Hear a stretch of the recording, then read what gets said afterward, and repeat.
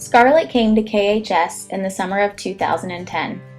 By the looks of her, she had been used in dogfights, as her face and neck were covered with little scars. That's actually how she got her name.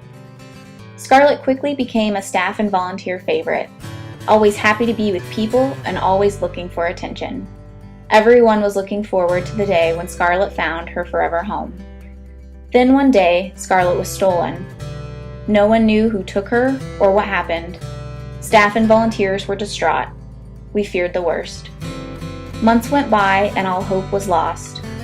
Then, on December 15, 2010, an emaciated dog was brought into the shelter. This is the story of Scarlet. We all were just heartbroken. There was this dog that was so skinny. It was the most horrible thing I think I've ever seen. And then one of our employees came through and they said, "That's Scarlet," scanned her microchip and found it was her, and that was even worse. That's what Letty was reflecting behaviorally, that she felt very helpless. She was pretty much shut down. Her eyes were not completely glazed over, though. There was still a little flicker of hope. I think she knew that we were going to help her. So we had to keep her in isolation and slowly get her better. It's a very long period of time. So that was the hardest part with Scarlet, was not overfeeding her too much too fast and having everybody understand that at the same time. Dogs that have been traumatized in the way that Letty has, or even less, they lose their connection to themselves and they lose their connection to the world.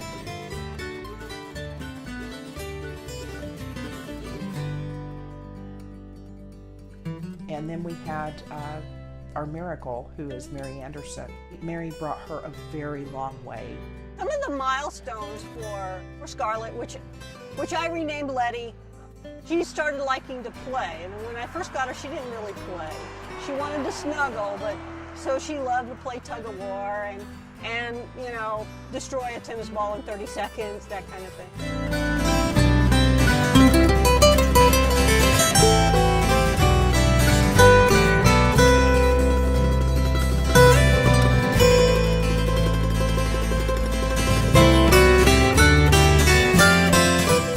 When her adopters came in. They came in to look for a different dog, and they saw her there, and we showed them her story, because Mary, being the great foster parent that she was, had this little booklet for Letty's adopter to know about her.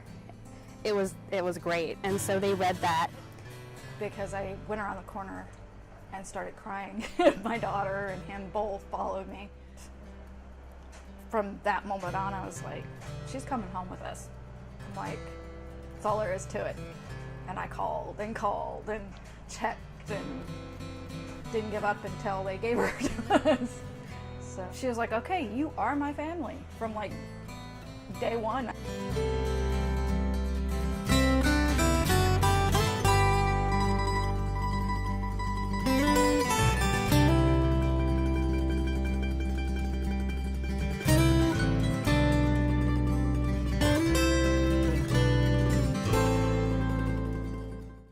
I thought it was amazing what you guys were able to do for her. I mean, all four her teeth, her canines had to be removed.